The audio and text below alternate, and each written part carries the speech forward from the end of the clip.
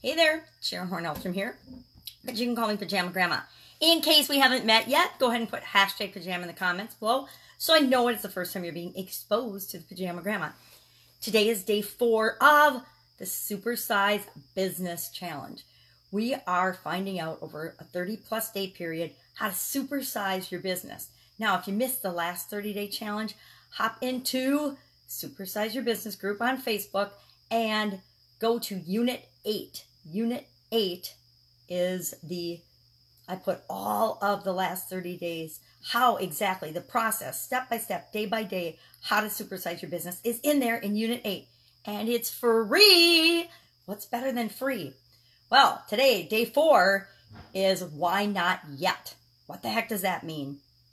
Well, yesterday, assuming you did your assignment or your action step, we talked about and we wrote the story of the future of what your supersized business looks like. You wrote that story out, right?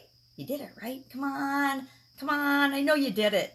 Well, today's action is to ask yourself and brainstorm and write down throughout the day, why don't you have it yet?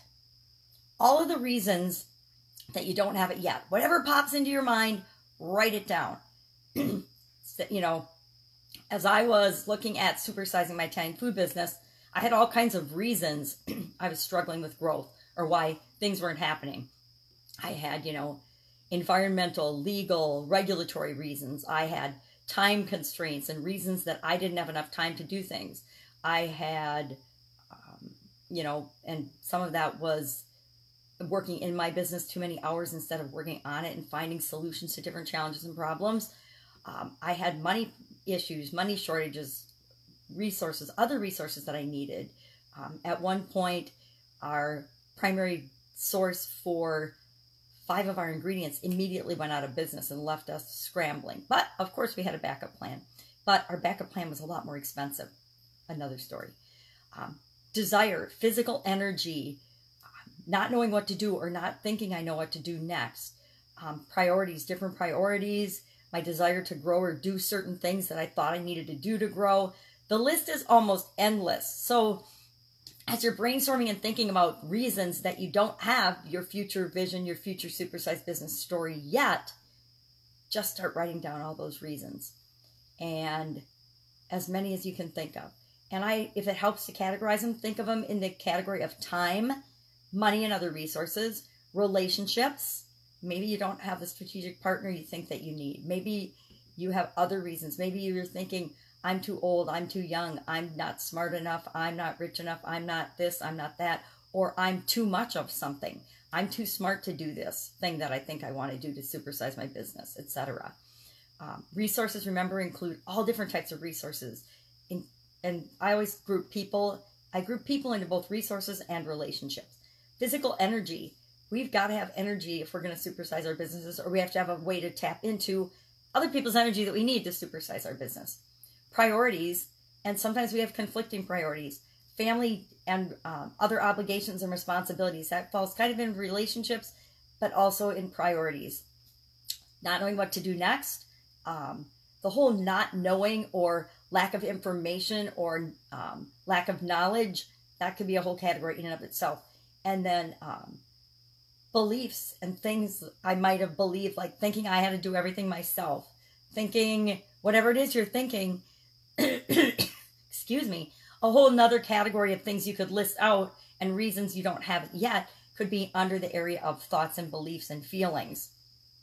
Maybe we're scared. I guess I didn't even put fear down there, but fear is a big factor in why we don't have things yet. Fear of change is a huge factor in why we don't have things yet. How many things do we tolerate and put up with that we know are bad for us, but we continue to do it because we think we have to? I've stayed in jobs way too long, I know, in the past. I've stayed in a marriage way too long in the past that I know wasn't good for me. I've continued to run businesses in the past for way too long that I knew were bad for me.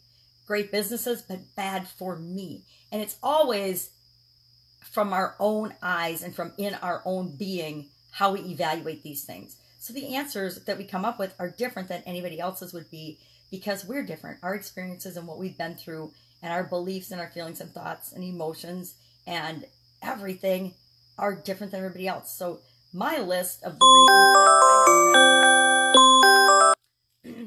the reasons for the reasons I haven't done something yet, supersize my business, are going to be different than everybody else's. Now we will find that we have some things in common, and we'll talk about those, but don't be thinking that you have to write down the right answer or compare your list to anybody else. Just brainstorm it.